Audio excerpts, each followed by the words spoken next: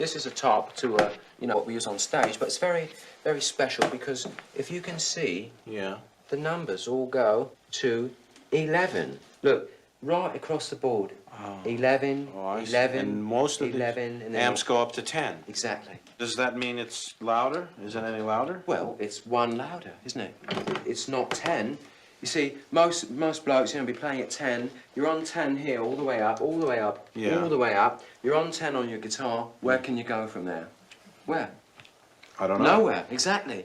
What we do is if we need that extra push over the cliff, you know what we do? Put it up to 11. 11, exactly. One louder. Why don't you just make 10 louder and make 10 be the top number and make that a little louder? These go to 11. And now, coming to you live from the tri-state area and San Francisco, California, it's the best part of Wednesday, Waffle Box, with your hosts, Mike Fish and Kush Hayes. Welcome to Waffle Box, the podcast where we talk about anything, everything, and nothing all at the same time. Coming up on episode 50, we're talking about the reuniting of one of the greatest fake bands in rock and roll history. We're talking Atlanta Season 3 and much, much more. I'm Mike Fish, and I am joined, as always, for the 50th time, Mr. Kush Hayes. Kush, how you doing, buddy? What's good, player? Coming to you all the way from the City of Angels on another work trip. Happy to celebrate number 50 with you, though, Mr. Mike Fish, friend of the family. Who'd have thunk? Who'd have thunk that we'd make it a 50, huh? Feels pretty nice, man. Know that almost an entire year has passed, and I think the show's getting better. We've even got listeners because there's an AMA later tonight that I'm really excited about. Taking some listener questions. I haven't prepped Kush on, by the way, so he doesn't already know some of the questions. But fun times. So what are you doing in? Before we jump into the show, what are you doing in LA, as some people call it?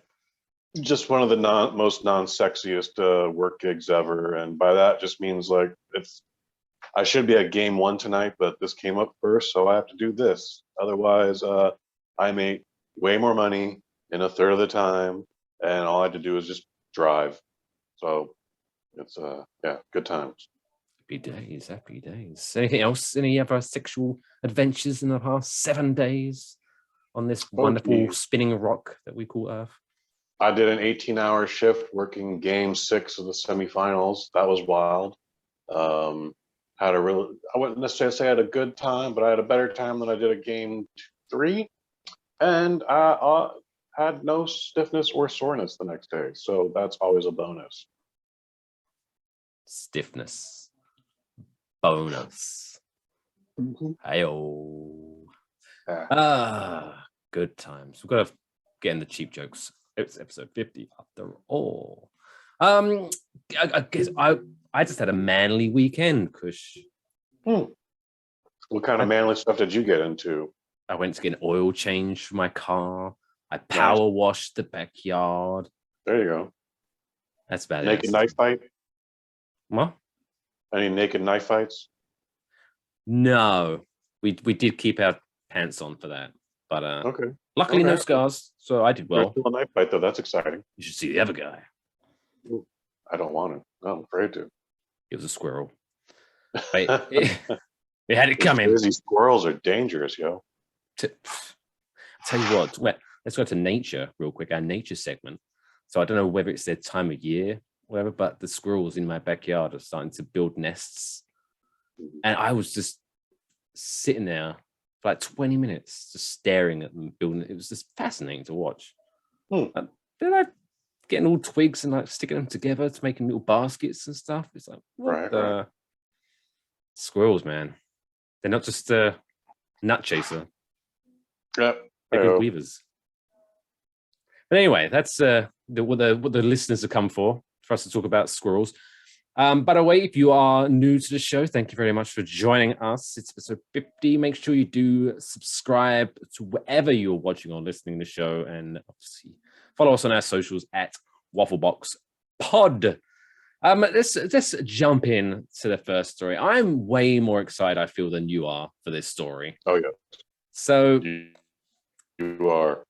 as I alluded to in the intro, the world's greatest fake rock and roll band, Spinal Tap, are due to make their return in a movie that I'm assuming is not going to be called Spinal Tap 2. For some reason, I feel there's going to be more grandiose title to that, but who knows?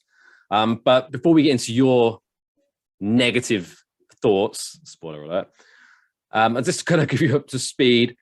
So Rob Reiner is reteaming with the original cast of his debut film, This is Spinal Tap, for a sequel. Aside from directing, by the way, I'm reading this in case I feel. Reiner will also star again in his role as filmmaker Marty. Also coming back are Michael McKean, Harry Shearer, and Christopher Guest as the band Spinal Tap. The original one obviously was a cult classic, which is even part of the National Film Registry. If you haven't seen it, definitely go see it. I don't think you can go and see it anymore, but I'm sure you can find it somewhere streaming. So the premise of this movie, Spinal Tap's manager dies and his widow inherits a contract that says the band owes them one more concert. So she threatens to sue them unless they honor it. The problem is, and here comes the wacky part, they haven't been together in years, and there's a lot of quote unquote bad blood they have to work through. The movie is already set a release date of March 19th, 2024. Go on then, Kush. Ruin it for me. Why aren't you looking forward to this? I don't want to ruin anything for you, man, but this is Spinal Tap. Spinal Tap #1 was, as you said, it's a cult classic. Just take the cult out of it, dude. It's a classic. It's a fantastic movie. It was ahead of its time with the mockumentary and the spoofs. If you're a fan of The Office, you got this movie to thank for that. Yeah, I'll agree with that. I never thought of it that way, but I will agree with that. And it's a piece of its time. Now, there have been other movies like it since, including like Fear of a Black Cat and most recently Pop Star with Andy Samberg. That was not good. Oh, you didn't like that? That's the funniest movie of the summer that year, dude. Was it Pop Star Never Stop Popping or something? Never Stop Stopping? Never Stop Stopping. Yeah, man. That's one of those movies I'm normally a huge fan of his, but because it would have had, man, the colors in that, the actual sound and the music, like that would have been a fantastic theatrical event to go see. So I'm really sorry to hear that you didn't like that one. But it's also dated. It's as dated as Spinal Tap. It's as dated as Fear of the Black Cat. And I don't want a sequel of any of those. They're, again, products of their time. Spinal Tap, the hair metal scene in the 80s, which, died out in the 90s. And then Fear of a Black Cat, 1991's hip hop. That thing was out of date in 1994, if you can believe that. It's like, Jesus Christ. And then Pop Star, obviously dealing with the boy bands and the Justin Biebers, we don't need a Spinal Tap 2. We shouldn't have a Spinal Tap 2. Make a new thing. I don't know what the newest trade. Make a Spinal Tap-esque film about the new K-pop sensation. That shit will be hilarious. I think that could go down the dangerous road, though. Because if you make any kind of jokes about K-pop, they come for you. They don't mess around. I have a feeling they'd be pretty stoked about it. No, that's true. Yeah, the intense culture. It's an intense culture. But yeah, man, this is going to be as good as Bill and Ted 3. And if you liked Bill and Ted 3, well, all right, I'm jealous for you. But that was not a good movie. And it was 30 years too late. We didn't need a Bill and Ted 3. Bill and Ted 2 was so bad that I didn't want a Bill and Ted 3. It's the reason, same thing with Ghostbusters 2. I didn't want 2016's Ghostbusters. However, while I didn't want Ghostbusters Afterlife, it was my favorite movie of the year. And shit, man, maybe this will be the same in 2024. But I don't think this is a good idea. They're all funny people, but I don't think this is a subject anyone cares about. Here's why my counterpoint to that. So one, if you're talking about Bill and Ted Part 3, the reason I like that was because it knew exactly what it was supposed to do. It wasn't normally, whenever you see these kind of movies brought back, they normally try to, okay, let's try to capture the new young audience or whatever. Bill and Ted 3 was a movie made for the people that watched and enjoyed the original. It wasn't groundbreaking. It was just what it needed to be. And yes, I wasn't dying with laughter or going, oh my God, this should win an Oscar. No, but it was I enjoyed it for what it was and what it was supposed to be. That's where I'm hoping Spinal Tap goes. I'm hoping it's not going to try to take, I mean, what are these guys? They're probably in their 70s or 80s by now. I don't know. I just didn't look up how old they are. But they're not going to be, 70s. yeah, they're not going to be youthful fellas. So I hope they don't try to make it all wacky for the new generation. But I think this could be fun. And also, whenever an old film gets brought back, it's normally like for a crappy reason. And I think the simple premise of this, Coming to America too. Exactly. So I think this could be a lot of fun just because it's a simple premise. They've made it a very simple explanation of why they're getting back together after all this time. I think it could be fun. Fingers crossed. I mean, it's happening whether I wanted to or not. But I wish every movie was great, Mike Fish. But yeah, I got bad feelings about this one.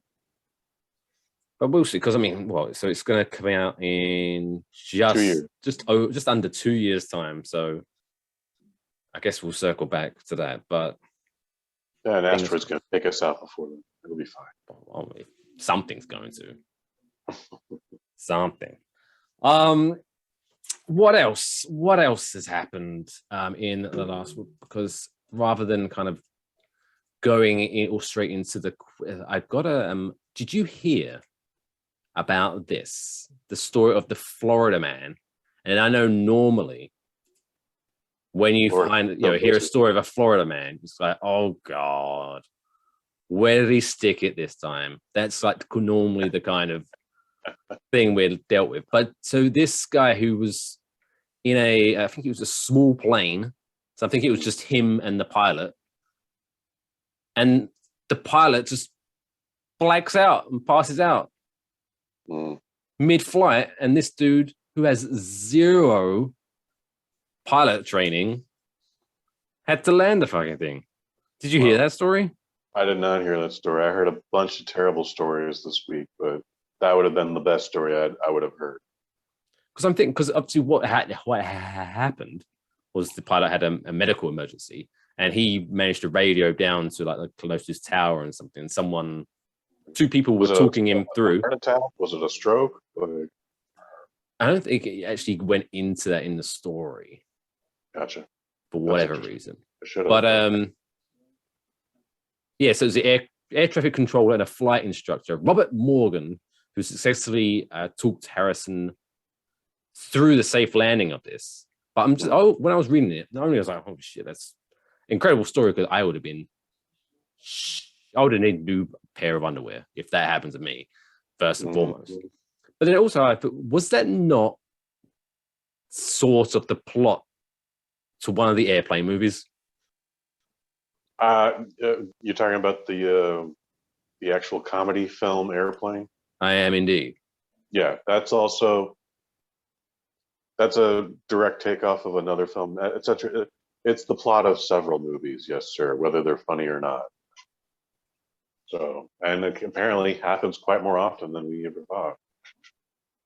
Well, that's why in commercial they have about 3 or 4 of them in that cockpit who can fly the thing, just in case.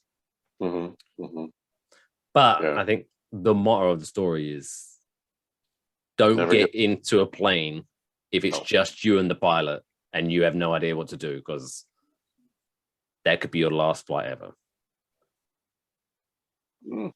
Worst ways to go. I mean, there's better ways. Definitely much better ways to go. Which one was it? Was it Airplane 1 or 2? I think it was Airplane 1, wasn't it? 1. Yeah. Airplane 2 is when they had to go to the moon. And I think I may have watched that once and never gone back to it. Airplane, the original, I've watched several times, but that one Airplane 2 is funny, but the the Abrams and Zucker team weren't even a part of it. Like, it was one of those movies where like Paramount's just, we're doing it with or without you. And those guys like, deuces, you guys can do it without us. And to this day, they say they have never seen it. But it's funny. But it's a lot of it's a lot of the same. You saw Scary Movie 2, same as Scary Movie 1. Did you see that other thing? Same as that other thing. Speaking of scary, was it that? Which one was it? Scary Movie? Was it Scary Movie 4 or 5 that was created by the Airplane fellas? I want to say they took over after 3, but I saw Scary Movie 1 and 2, and I was like, oh, the Wayans are leaving. I am too. I never looked back. 1 is a fantastic comedy movie. And then After the guys who took care of that, they started doing all like disaster movie and epic movie, and superhero movie. And I'm proud to say I've never watched any of those. Good, me either. High five. Anyway, shout out to that man, whatever his name was, something Harrison. Darren Harrison, Florida, the man who brings pride back to the term Florida man. And I'm sure it won't take long before it's ruined again by someone.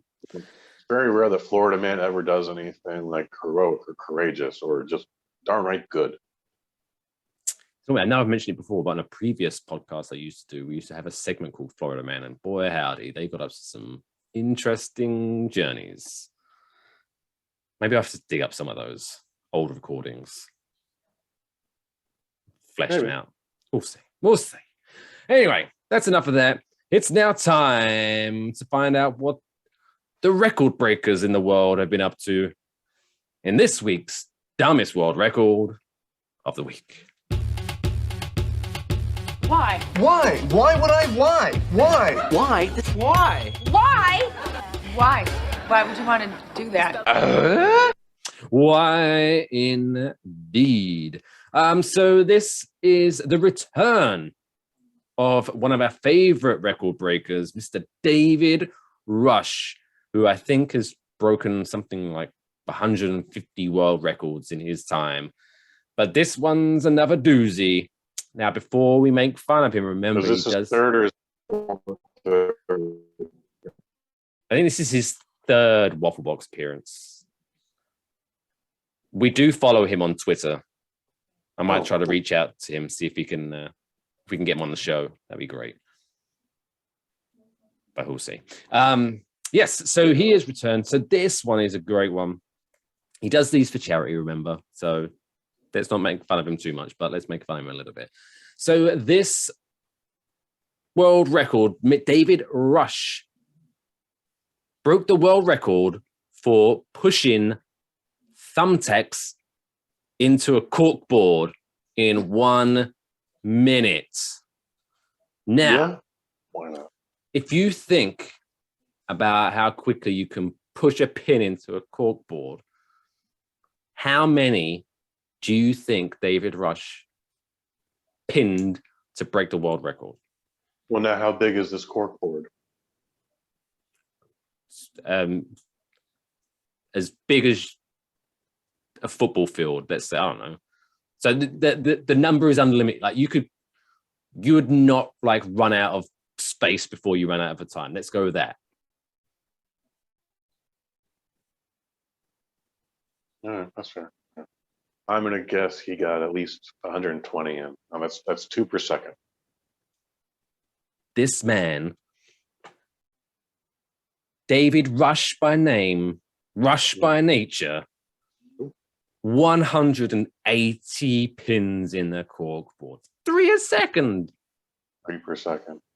Yeah. Like, even though, like, I guess he was ambidextrous, so he was able to use both hands.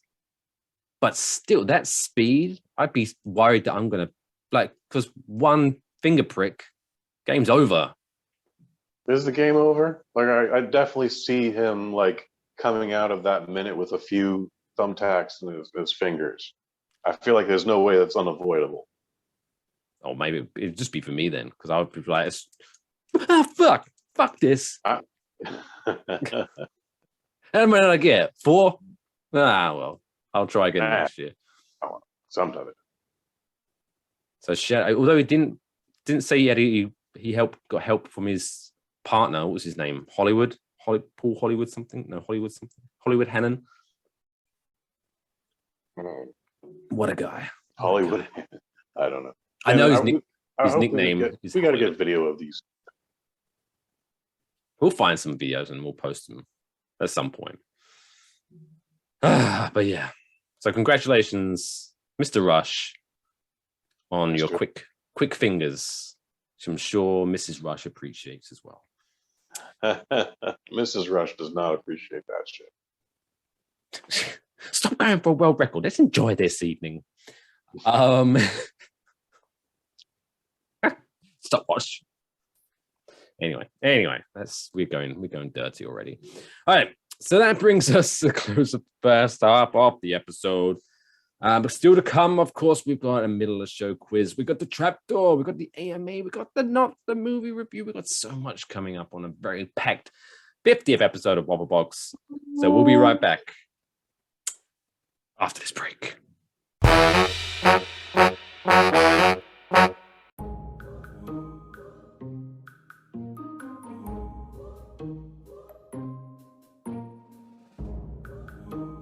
Hey, you. Yes, you. Was you thinking of having that beer? But my friend, it's only 10 a.m. Won't everyone judge you for drinking this early? Well, don't worry, we've got just the thing to help you. Your very own Waffle Box mug. And now, everyone will just think you're drinking coffee, so you can enjoy your morning beer judgment-free. Go to wafflemerch.com to get yours today.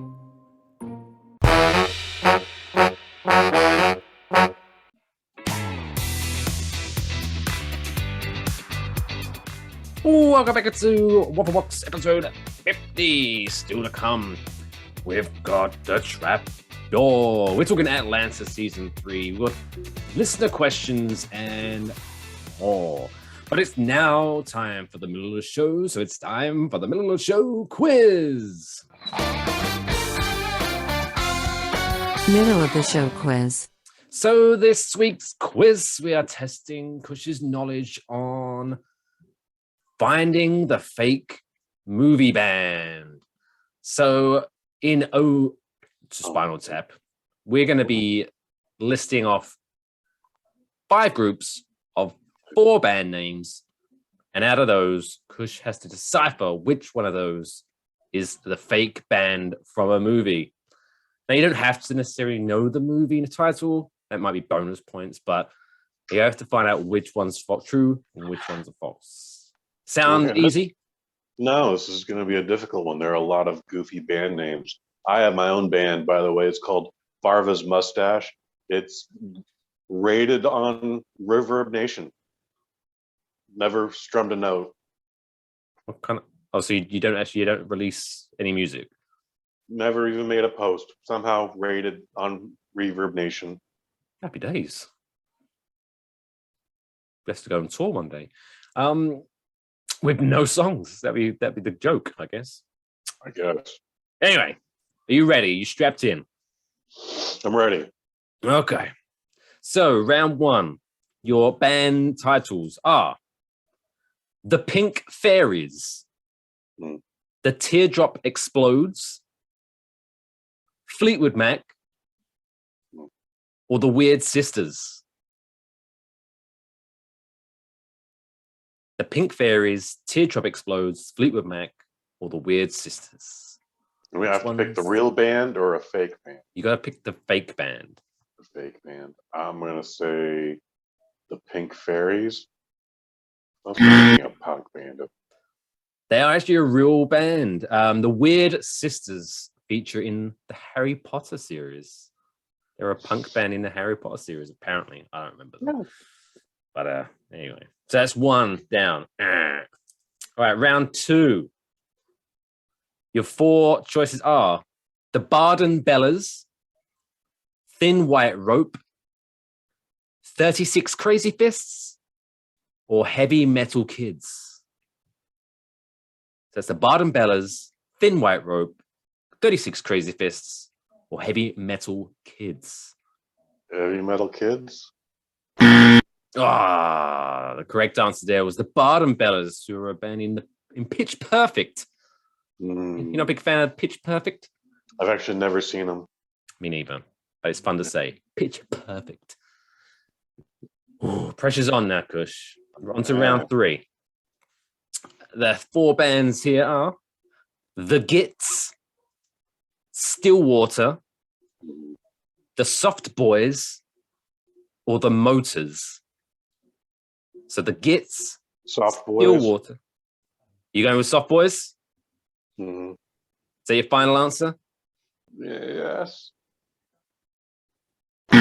Oh, the correct answer was Stillwater, who are a fake band from Almost Famous.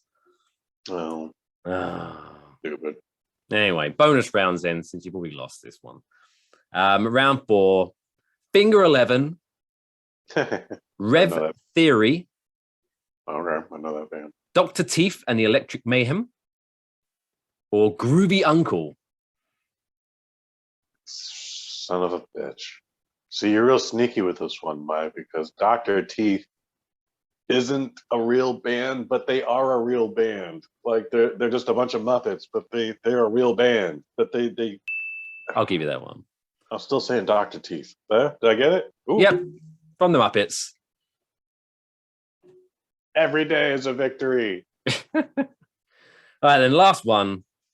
Oh. Redbone, Silver Bullet, Sonic Death Monkey, or Five Finger Death Punch. What's the second one? So we had Redbone, Silver Bullet, Sonic Death Monkey, and Five Finger Death Punch. I'm gonna say Sonic Death Monkey. Correct. Oh, now we can see the toilet. The Happy hotel 50. room life. Happy episode 50. Yes, Sonic Death Monkey were a fake band from High Fidelity. Okay. But you say that, you saved face a little bit. Only lost 3-2. Could have been worse. Lost 3-2 and exposed a toilet.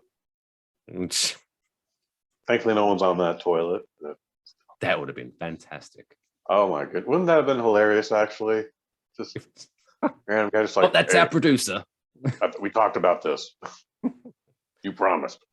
Just halfway through the podcast, you just hear a flush. Anyway, not bad. Maybe next week you'll get that.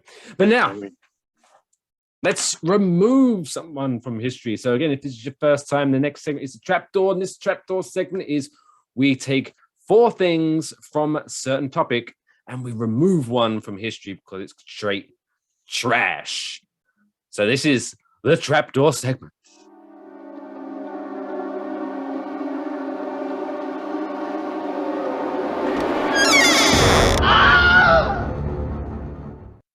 So we got 2 rounds as always. This is a gaming special this week. So the first one are classic video game characters. And then round 2 will be video games that got turned into movies. Oh, this will both be fun. So the first round is the characters themselves. This one actually might be a tough one. So the 4, they're standing above nervously their trapdoors. Sonic the Hedgehog, Super Mario, Pac-Man, or Crash Bandicoot. Suck my dick, Crash Bandicoot. Get out of here. Oh. I thought that one was going to be harder. No argument.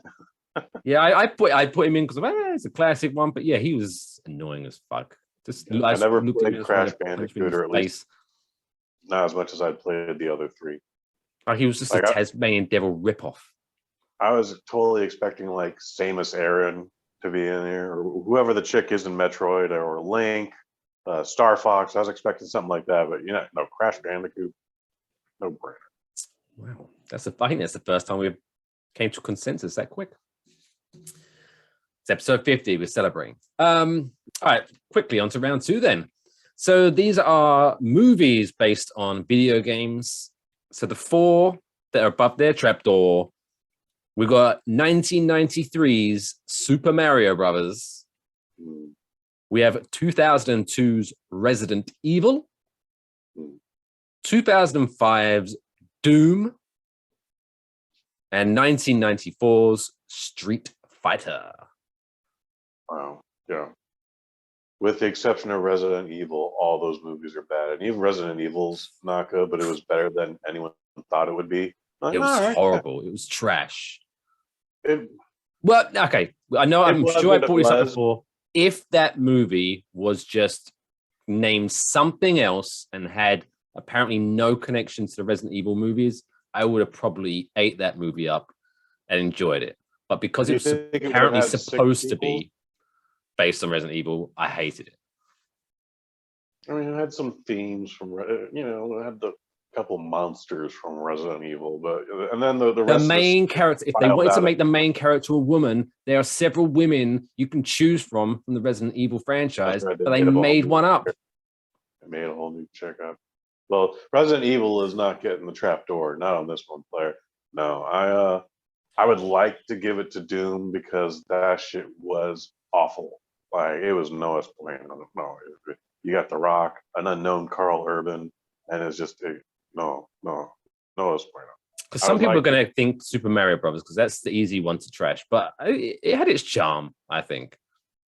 See, that's where you're wrong. I think most people are going to think Street Fighter, and you know what? There's definitely no Mortal Kombat, and it's still not a good movie whatsoever. But here's why: I mean, it had Super Jean-Claude Van Mario Damme in. Brothers- What was you expecting? a better movie, to be. But I like some it street just fighting. wasn't Some that street the fighting, one? maybe. I'm trying to, because some of the early like Street Fighter Mortal Kombat, they merged into one. Was Street Fighter the one with the dude from Adam's Family in it, with the classic line of That's Raul "Of Julia. course"? Mhm. No, you're Raul Julia is it, but no, the classic line is it's the scene where he's taking Chun-Li captive, and he's kind of like, "What is your problem with me? Like, I'm not that bad of a guy." And she tells this whole story about how M. Bison and the mighty M. Bison and his army invaded her village one day and murdered everyone she loved, and then she set off forth on this quest to become the greatest fighter in the world, and blah blah blah blah blah. And he's just like, damn, like for you on that day, the day I came into your village was the most important day of your life. She was just a Tuesday for me.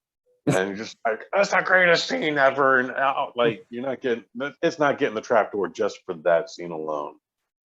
Super Mario Brothers is getting the trapdoor because not only was it a bad movie, but it was such a bad movie that Mama Hayes has still not forgiven me for it to this day.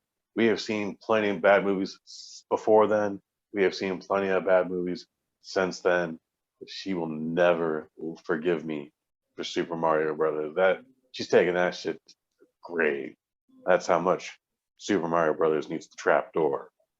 And plus, with all the visual effects they had available to them, which obviously wasn't super high tech, but still they had enough. They could have worked a better way of working in the Goombas rather than having them in trench coats.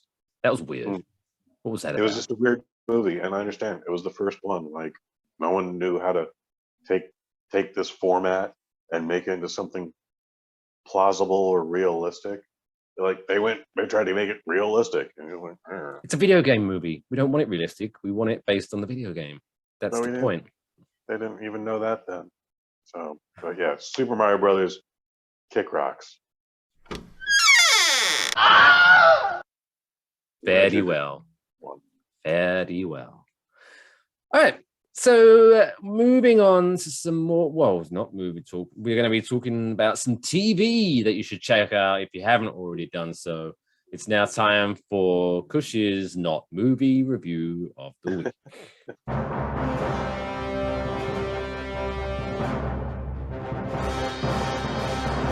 Kush's Not Movie Review. I like that you got that set up. I've had it. We've done TV reviews before, so that's an old jingle that I brought in. So Atlanta, season 3, starring Mr. Donald Glover. The childish Gambino. Not Danny Glover, as a lot of people still, to this day, getting confused of. He is too old for this shit.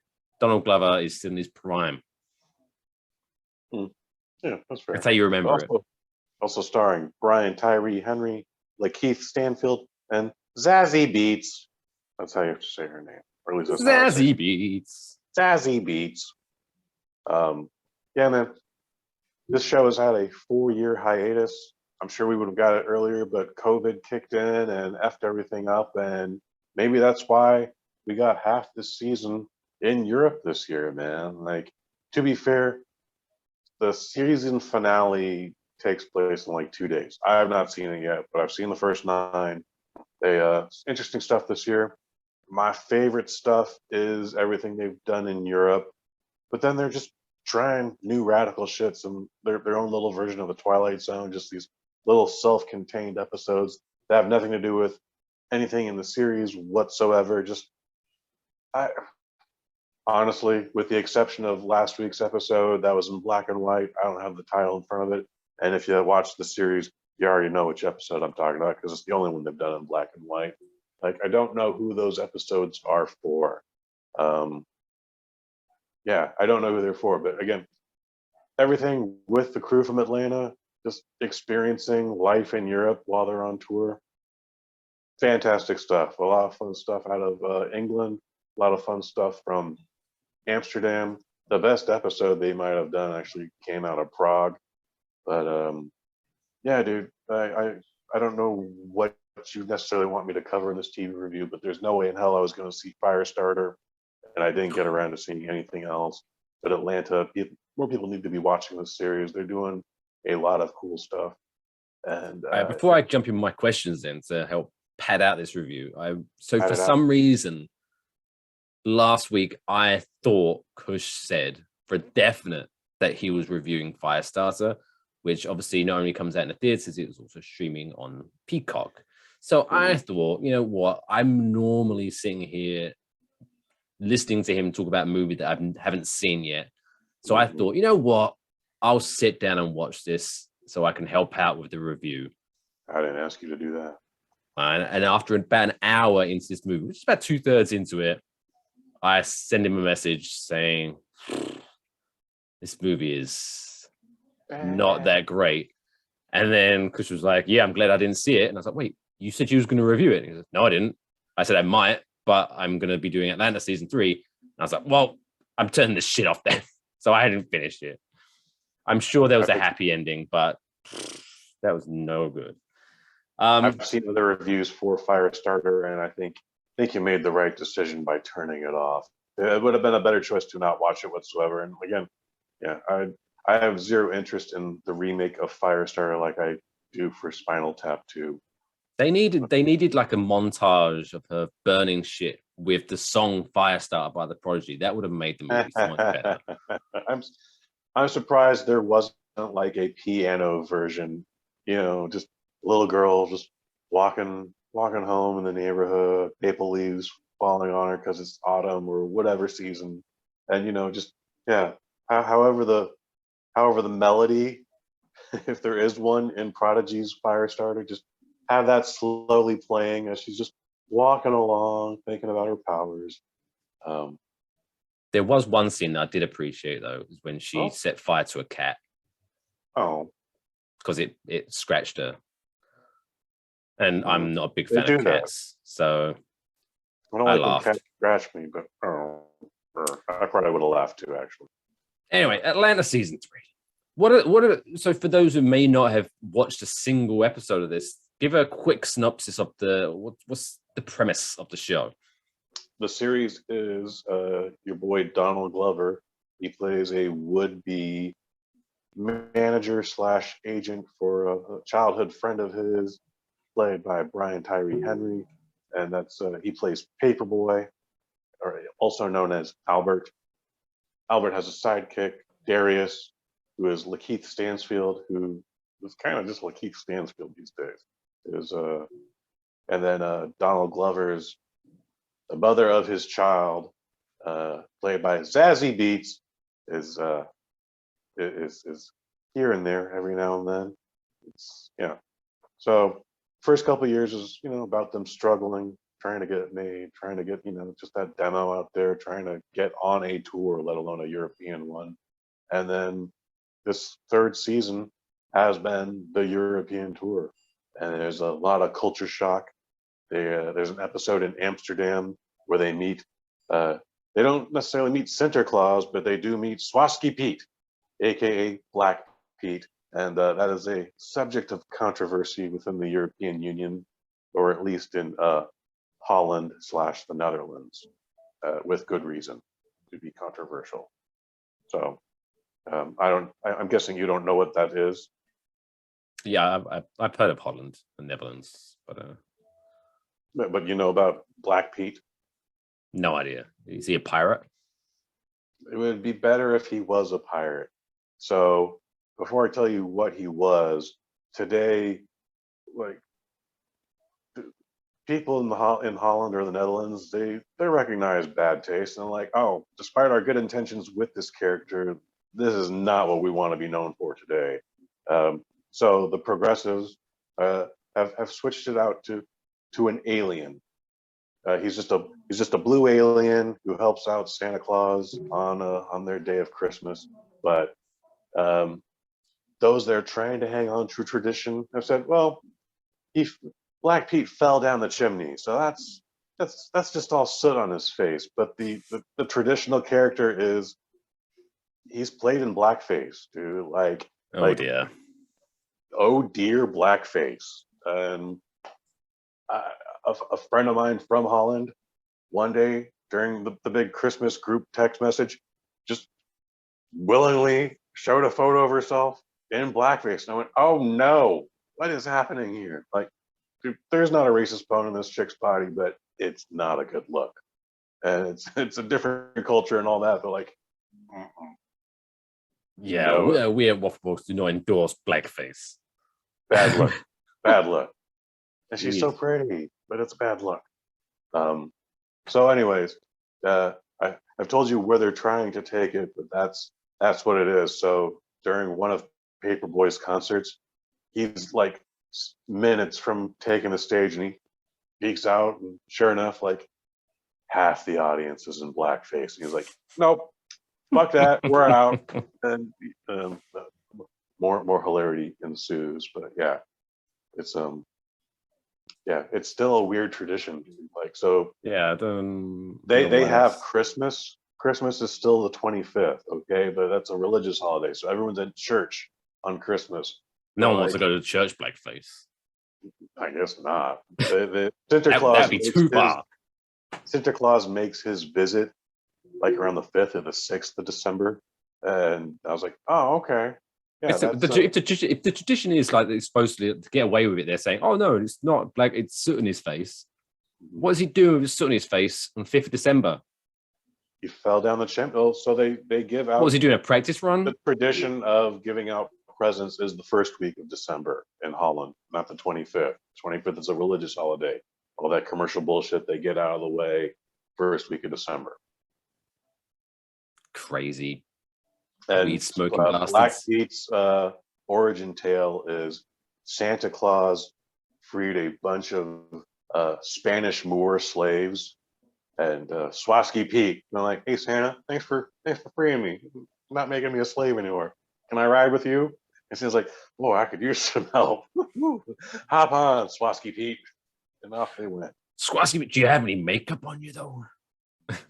Well, You're looking a little pale there. Pete is supposed to be a black character, but it's Holland. So for a long time, they had no black people. So they had to make their own. They had to make their own, but then they had black people, and those folks were like, yeah, this isn't a good look, guys. You need to not do this. This is, no es bueno. Yeah. Anyway. So that's just one episode of Atlantis season 3. All right. No episode really seems to gel into the next one or the gel from the previous one. Sometimes characters pop in, sometimes characters pop out. There's usually no context.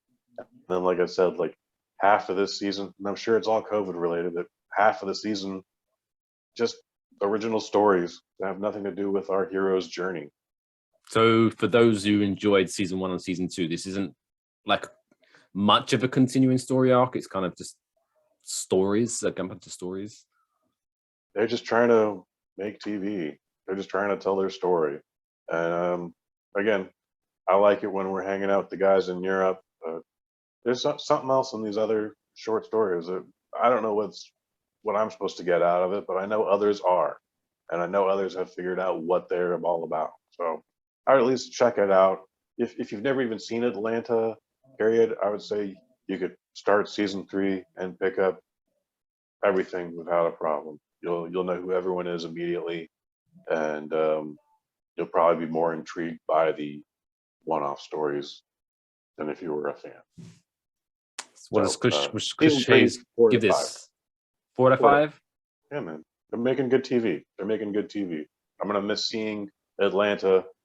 Who knows if we'll even get a season 4. These guys are all doing big things. These were all just, I think Donald Glover was arguably the biggest name in it. The other three, Brian Tyree Henry, Zazie Beetz, and Lakeith Stanfield. No one knew who they were before this series, and now everyone knows who they are. And where can the good people check this out? It's an FX TV show, but it's on Hulu the next day. So, and again, the season finale is this Friday. So check it out. All right, so there's Atlanta. Right, so normally we wrap up the show with our feel-good moment of the week, which we still got to come up.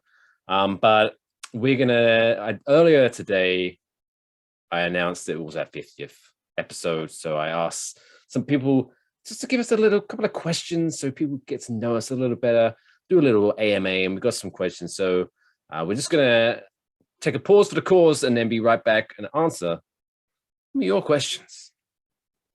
Okie dokie. So listener questions from our good followers at Wafflebox on Twitter. Let me pull these up. Okay. Well, we got 1, we got 2. I'm excited that there are any, but we got a few. Wow. Okay.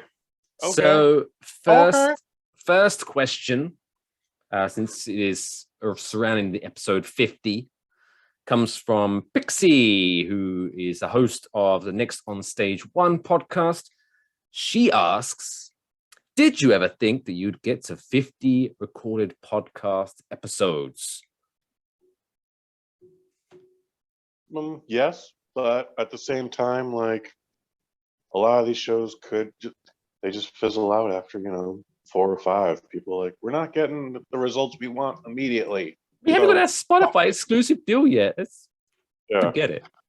But but the reason why I agreed to do this show with Mike Fisher, I was no, he's gonna put time into this.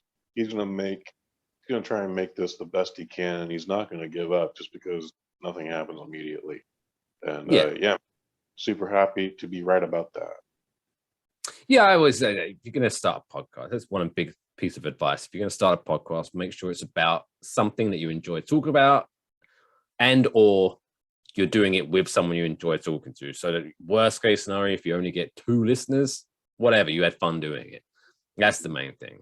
So yeah, I figured we'd get to this point, which is quite nice. I've had a couple series that have eclipsed 50 episodes, and none of them have had any feedback. So this is a blessing. Thank you. Yeah. She has a follow-up question with where do you see the podcast going in the next 50 episodes? I honestly have no idea. I would like a sponsor. I would like us to be sponsored, but that's a whole other conversation in itself. But I guess the segments that you create might keep getting better and better, and the ones that aren't working we don't return to, but the ones that got something there, they keep getting polished and they keep turning into something I look forward to every week, guys. That's it's the best part of Wednesday for a reason. But I'd like to see us maybe get some guests on this. And I ain't told Mike this, but I've talked to a couple of folks I'd love to contribute a segment to that, or whatever. But it's all baby steps.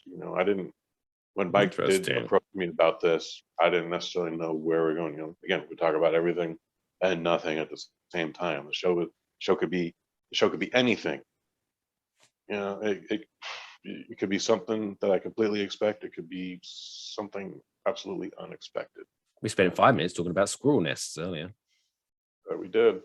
But yeah, I think I like where we're at right now in terms of the podcast, in terms of the segments and things like that. But yeah, I think, like I said, I think ideally in the next 50, it would be fun to be able to have, you know, the opening segment where it's kind of like as an opening story, and like the feel good segment and things like that. If we could have, you know, and the trapdoor, all those things. If we could have like listener submitted suggestions, that'd be a lot of fun.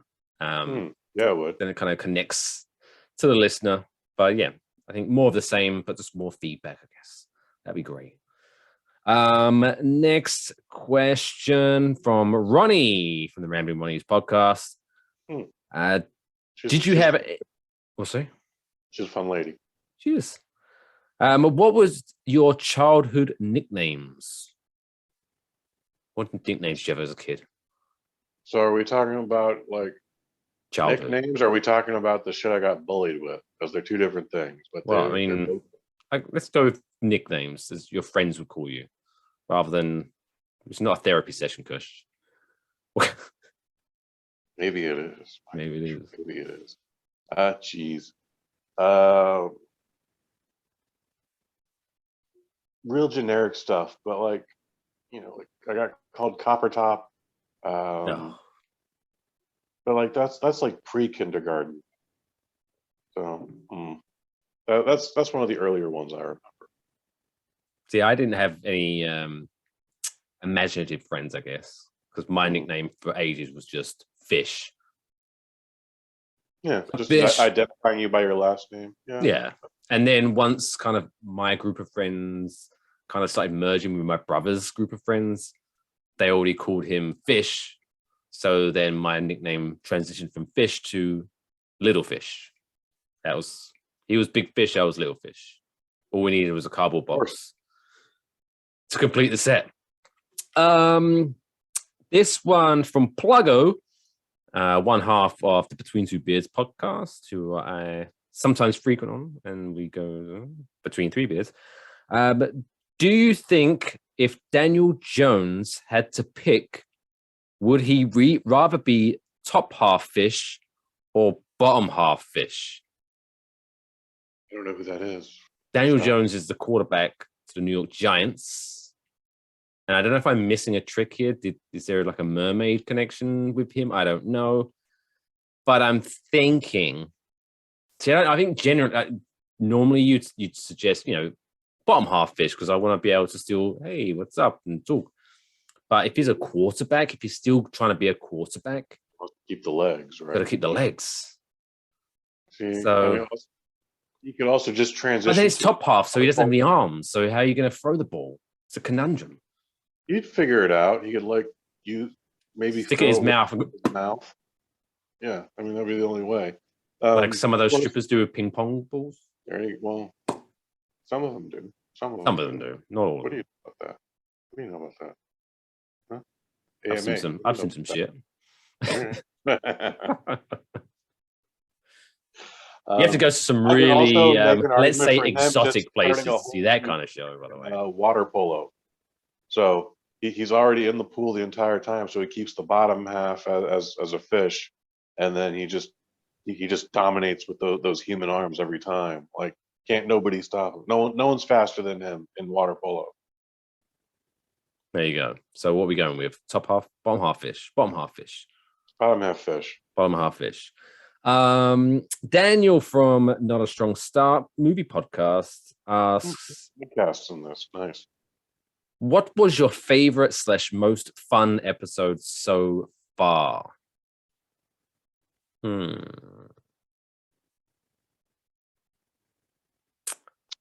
it's a cliche answer, but I always say the last one.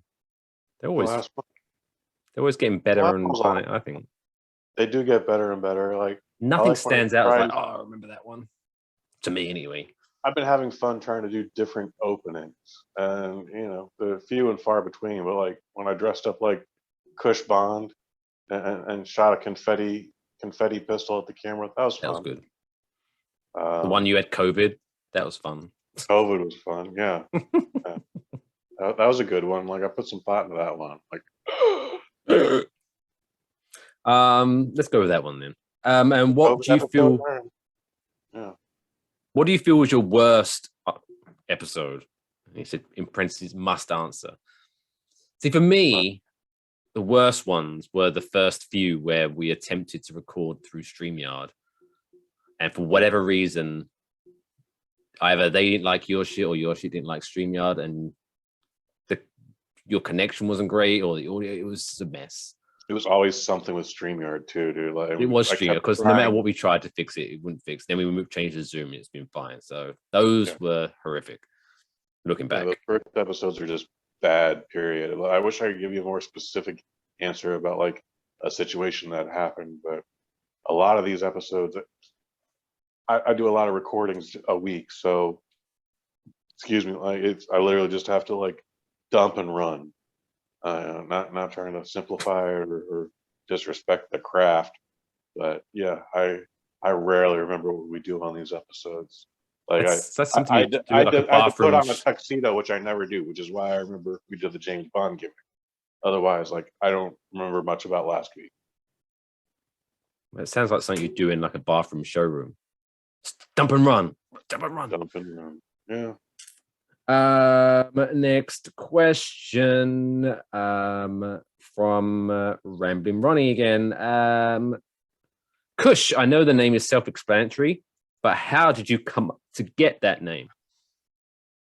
Well, thankfully, I went with the path of I didn't give myself this name; it was given to me. So the very short story is I was assaulted with a bag of weed that happened to be named Kush Hayes. The long version is I'm usually the broke dude in my group. I'm still a broke dude in my group, but like there was a time I was like super broke. The point was like, "Oh, you guys are going out to spend money. I can't even do that. What are you doing before? What are you doing after?" Anyway, when we get to this portion of the story, a buddy of mine and I were at In-N-Out, and he just misplaced his wallet, left it at home or whatever it was. And That he old looked trick. over at me. I would say that old trick, but this dude literally, took me out to 100 restaurants, smokes me out all the time, which is why you'll understand what happens in just a minute. But, I actually finally have a steady job again. Like this is after my pro wrestling career is over. I couldn't get work forever. And finally I had a full-time job, or at least a part-time job that was steady enough.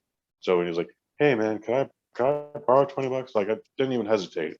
And like, he gave me this really weird look. Like he's been in that position before, and it's always been like pulling teeth. And just on this one occasion, like, no, I fucking had it here. And if I didn't have cash, I'd have just put his order on my tab and paid with Visa. But anyway, he's like, "I'm gonna get you back later." And I'm like, "Whatever, dude." Again, this guy's taking me out all the time. This guy's always getting me. Like I don't care. It's $20. We'll be fine. And then we get to the car, and he immediately hits me in the face with a bag of weed. I'm like, my eye. I'm not supposed to get weed in it.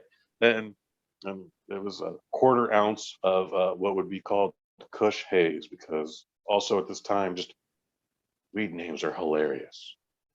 And I was like, that sounds like John Shaft's cousin. I like that, Kush Hayes. That's how I got my name. Lovely stuff. Mike, how did you come to be in the United States? Married an American. Nothing exciting in that one. Have you ever been to Canada? And what are the top 3 things each of you know about Canada? I've been to Canada. Have you been to Canada? I have not been to Canada. But what I know about is, fantastic wrestling dynasties up there.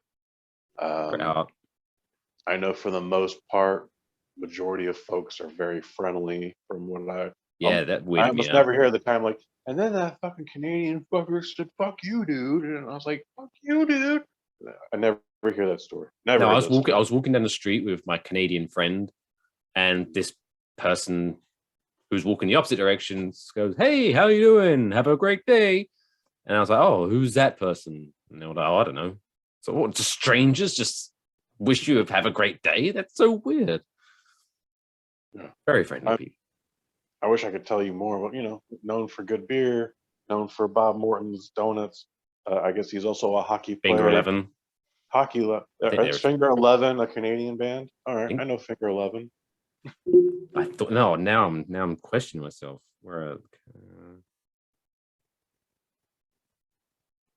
Yep, they are Canadian. Good. Oh, whew, whew. Yeah, that's my three: Friendliness, Bret Hart, and Finger 11. Yeah. Boom. All right, let's do the final question from at Living Scott.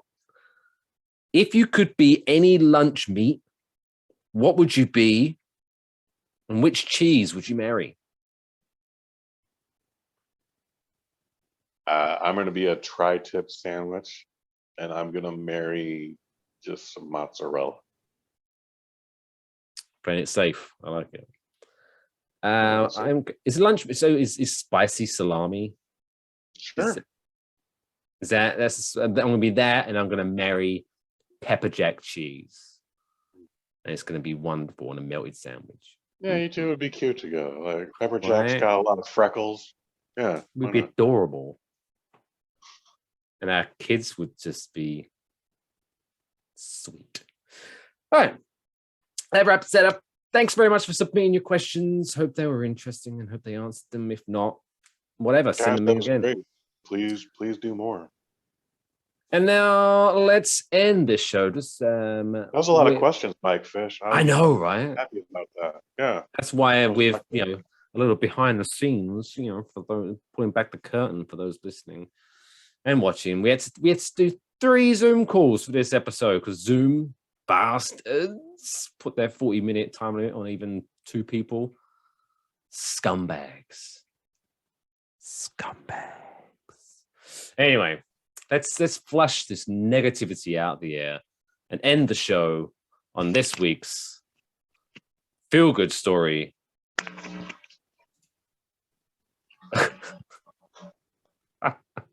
Oh, you weren't setting me up to do that?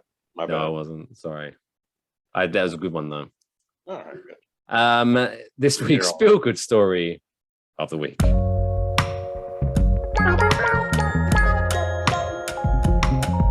Fucking story I've ever heard in my entire life. That's insane. Can I hear it again? So this week's feel-good story of the week comes to us from I don't know where, but it's a graduation ceremony at Wiley College, wherever the hell that is in these United States. I didn't actually write that down. Probably should have. However, sounds like Wyoming, but whatever. So this recent week, more than 100 students assembled for the 133rd graduation. Could you imagine same person graduated 133 times? That'd be quite impressive. At Wiley College, and they were shocked. Kush, they were shocked to hear President and CEO Dr. Herman J. Felton Jr., which means his dad is called Herman J. Felton too. Is that the law? If you officially put a junior, does they have the same middle name as you? I think so. Yeah, because it's George. There's George Walker Bush, and then there's George Herman Walker Bush, and not George Bush Jr. See, this is why I have you on the show. You know this shit. But yes, President and CEO Dr. Herman J. Felton Jr. announced that their balances had been paid off. So they were student debt free. Nice. The recent pandemic has exacerbated some students' ability to pay their debt. So some graduates and parents in the audience in Marshall, Texas, there you go, were especially thrilled to hear the news. I bet the parents were and all. The estimated total owed by the 2022 class was over $300,000. And it's an anonymous person. No one knows who did it, but someone just cut a check and said, this is for their student loans. Pow. What a great story. Yeah, man. I'm sure a lot of people were jealous. I would be. And maybe the class of 2023 are like, Please. Yeah. But So some just casually nice guy has 300 grand burning in his pocket. I thought, fuck it. Any explanation of why he just paid off the loan? No, it's anonymous. No one knows why. Jeez. But still, very nice. What a nice guy. Or a woman. I don't know. Could have been anyone. Nice person. Nice person. Very nice person. Now we're all feeling warm and fuzzy. Let's look ahead of what else you can listen to in this little family of podcasts. Kush, what is the BossNet family producing in the next 7 days? Microdose number 118 comes out this Friday. And from the Overlook Theater, Tyrell Trotty, we talk about Blu-rays and physical media. He has a YouTube show called Blu-ray Tuesday with Tyrell, and a real fun episode. It's going to be hard to cut most stuff out, but I'm going to be on a short schedule this week, so I got to make a short episode. So check that out. Search BossNet. No, sorry, don't do that. Search Microdose on your BossNet.family. On BossNet.family or on your favorite podcast player. Of course, don't forget to follow us at WaffleboxPod on Twitter, Facebook, and Instagram. Go to enjoywafflebox.com for all the links. Of course, if you want some extra content, go to extrawaffle.com. Become a member today for as little as $1. But I am Mike Fish. He is Mr. Kush Hayes. Until next week, take care of yourselves and each other. That's all, folks.